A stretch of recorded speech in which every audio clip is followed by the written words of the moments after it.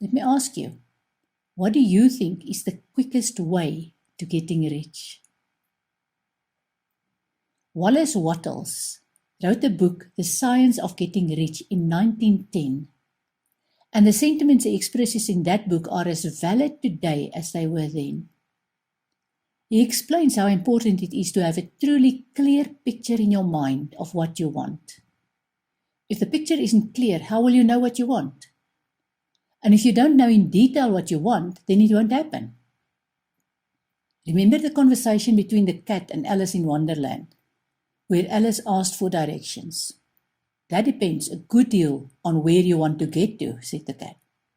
I don't much care where, said Alice. Then it doesn't matter which way you go. If you don't have total clarity on what you want, then you must settle for somebody else deciding on your behalf. You must also have an unwavering faith that what you set your mind on will happen. Wallace Wattles also explains that the reason why you want what you want is even more important.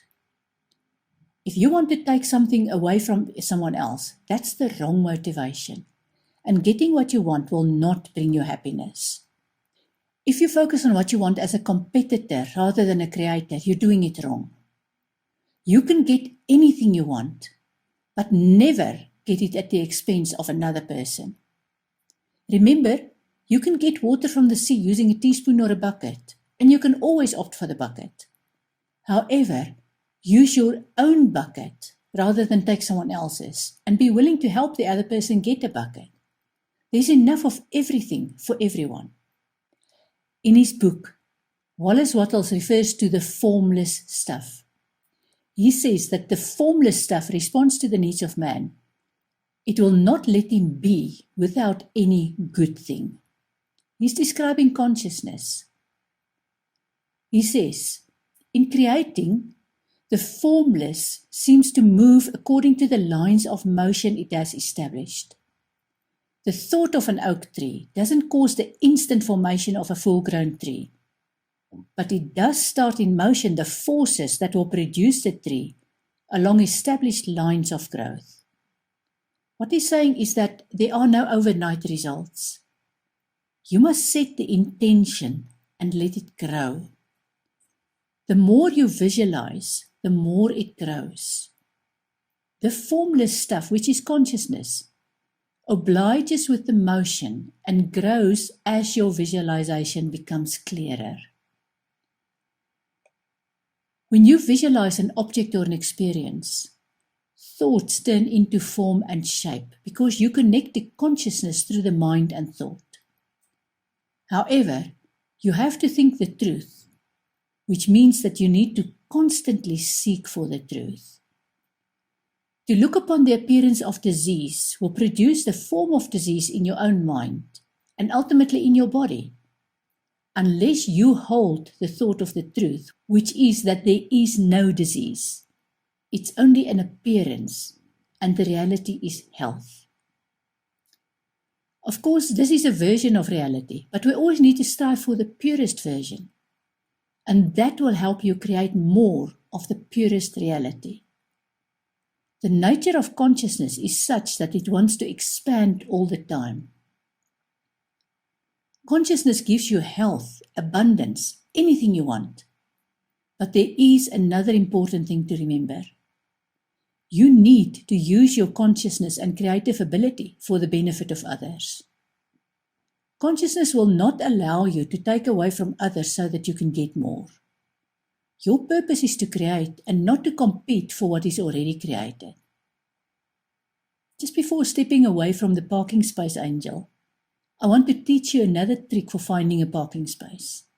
Let's say that you left home without setting your intention of finding that perfect parking space.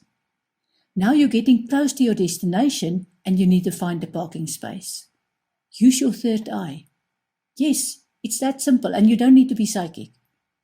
Without losing your concentration while driving, simply focus on opening your mind so that you can see more than you see with your eyes. Don't rush, take your time. You'll find that parking space. I also tend to hear clear instructions from just behind my left ear, and I know that following the instruction will get me what I want, as long as I don't rush. How do you create? Firstly, focus on what you want with the mindset that you already have it. It's yours. See, feel, hear, and taste it, and accept it as part of your current reality. For example, if you want a new car, visualize the car and everything about the car, the color, the smell, the make and model, and so on. Don't expect the car to materialize in front of your eyes.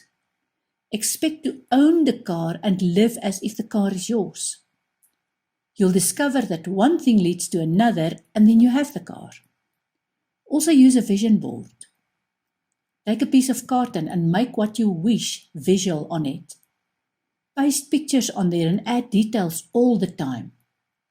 Write notes on the vision board and ensure you see and live what is on there all the time in your imagination until it becomes real. Put up words or images or anything that resonates with you once you have a clear mind. Be aware of what you desire and ensure it resonates with you. For example, don't put up a picture of a mansion if you really just want a cozy cottage. It's not a matter of dream big and accept small. It's a matter of dream clear and accept all with gratitude. What works well for me is to use a project plan for my creation. When I get an idea, I write it down on my project plan. I don't need to worry about forgetting it, and I know it's captured. Some ideas I use this year. Others may need to wait for a year or longer, but I get around to all of them because I have them written down on my project plan. I have a project plan which contains the outline and details of each one of these modules. The plan contains not only the contents, but also the tasks for bringing the modules to life, which includes filming, editing, finding the right images and music, and so on. You need to make creation a way of life. There's no need for you to compete for what others created. For example, at work, you can design more efficient processes. At home, you can find better ways of cleaning. You need to be aware of always stretching your mind and to focus on creating. Even if you focus on small things, for example, a hobby where you find better ways of doing things. Open your mind to accept new ideas and act on them. You also need to create a peaceful environment. You see what your brain receives. And when you receive these brain waves in a receptive, peaceful environment, you make better choices based on the quality of the information you receive. Remember, you're part of the only species that can create things and experiences. If you can conjure up a parking space, imagine how powerful this process is.